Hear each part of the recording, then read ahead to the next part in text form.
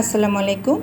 আমি নাদিয়া সুলতানা লিজা আপনাদের জন্য নিয়ে এসেছি আরেকটি নতুন রেসিপি। আজকে আমি তৈরি করব 1.5 কেজি সিনার মাংস দিয়ে বিরিয়ানি। তো তার জন্য এখানে আমি 1.5 কেজি মাংসের মধ্যে আদা বাটা 2 চামচ, রসুন বাটা 2 চামচ, জিরার গুঁড়া 2 চামচ, লাল মরিচের গুঁড়ো 1 চামচ, গরম মশলার গুঁড়া 1 চামচ, সেই সাথে দিয়েছি আপনার গোলমরিচের গুঁড়ো এবং 1 কাপ পরিমাণ টক দই। সব কিছু দিয়ে সেই সাথে এখানে আমি 2-3 রকমের বাদামও বেটে নিয়েছি ব্লেন্ডারে। আপনারা চাইলে পাটায় বেটে নিতে পারেন। সবগুলো ভালোভাবে মাখিয়ে নিচ্ছি। এখানে আমি জয়ত্রীর গুঁড়া এবং জায়ফলের গুঁড়াও দিয়েছি 1 চামচ। এটি ছাড়া কিন্তু আপনার বিরিয়ানির টেস্ট হবে না। তো এখানে আমি সিনার সলিড মাংস এবং ফ্রেশ সিনার মাংস নিয়েছি। তো এগুলোকে আমি 2 থেকে 3 ঘন্টা নর্মাল ফ্রিজে রেখে দিচ্ছি ম্যারিনেশনের জন্য।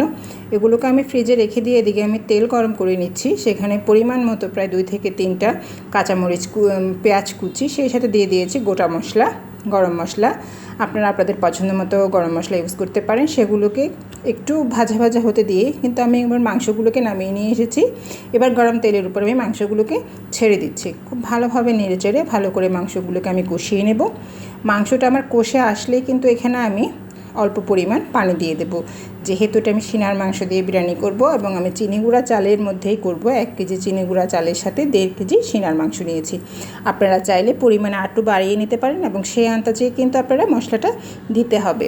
তো আমি এখানে গরম মশলা, গোটা গরম মশলার মধ্যে দারচিনি, এলাচ, লং, গোলমরিচ, স্টার নিচ, কালো গোলমরিচ সব কিছুই ইউজ করেছি। তোমার মাংসটা খুব ভালোভাবে কষে এসেছে। এখানে কিন্তু আমি একটু স্বাদের জন্য কাঁচামরিচও অ্যাড করেছিলাম। তো আমার দেখতেই পাচ্ছেন আমি নেড়ে চেড়ে চেক করে দেখছি আমার মাংসগুলো নরম হয়েছে কিনা। যেহেতু আমি ম্যারিনেশন করেছিলাম সেহেতু আমার মাংসগুলো নরম হয়ে গিয়েছে। 1 টেবিল চামচ পরিমাণ ঘি প্যানে গরম হতে দিয়ে কিন্তু আমি পেঁয়াজটাকে সাথে করে নিচ্ছি। আর অন্য চুলার কিন্তু আমি পেঁয়াজ বেরেস্তা হতে দিয়ে দিয়েছি। সেখানে এবার দিয়ে দিলাম আগে থেকে ধুয়ে রাখা চালটাকে খুব ভালোভাবে ঝরিয়ে নিতে হবে পানি এবং স্বাদ মতো লবণ দিয়ে ভালোভাবে আমি চালটা ভেজে নিচ্ছি। এই পাশে দেখতেই পাচ্ছেন আমার মাংস একদম নরম হয়ে গিয়েছে।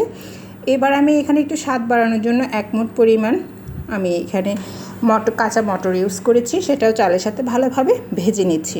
চাল যত ভালো ভাজি হবে তত বেশি বিরিয়ানিটা আপনার ঝরঝর হবে। স্বাদ আরও বাড়ার জন্য এখানে আমি বাদাম ইউজ করেছি, কাজু বাদাম। এবার আমি বেরেস্তাগুলো দিয়ে দেব আস্তে আস্তে। এখানে দিয়ে দিয়েছি স্বাদের জন্য কিশমিশ। বেরেস্তা তুলে রাখার পরেই কিন্তু এবার আমি পাতিলে চালের সাথে আমার মাংসটা অ্যাড করে দিচ্ছি। পুরো মাংসটাই দিয়ে দেব এবং মাংসের পাতিলে আরও একটু গরম পানি দিয়ে ভাতের সাথে আমি মিশিয়ে দেব। অতিরিক্ত পানি কিন্তু দেওয়া যাবে না। চালের থেকে ঠিক 4 আঙ্গুল পরিমাণ পানি বাড়িয়ে দিতে হবে। এখানে অতিরিক্ত পানি দিলে কিন্তু ভাতটা আপনার নরম হয়ে যাবে। তো দমে দেওয়ার ঠিক আধা ঘন্টা পরে আমি কিন্তু এবার বেরেস্তা ঢেলে দিয়েছি। বেরেস্তা দিয়েই কিন্তু আমি আবার দমে দিয়ে দিলাম। ঠিক 15 মিনিট পরে এবার আমি ঢাকনা তুলে চেক করছি আমার ভাতেরটা কতটা হয়ে এসেছে। দেখতেই পাচ্ছেন আমি এবার নেড়ে চেড়ে দিচ্ছি, উলট পালট করে দিচ্ছি। তৈরি হয়ে গেল কিন্তু আমার সিনার মাংসের দম বিরিয়ানি।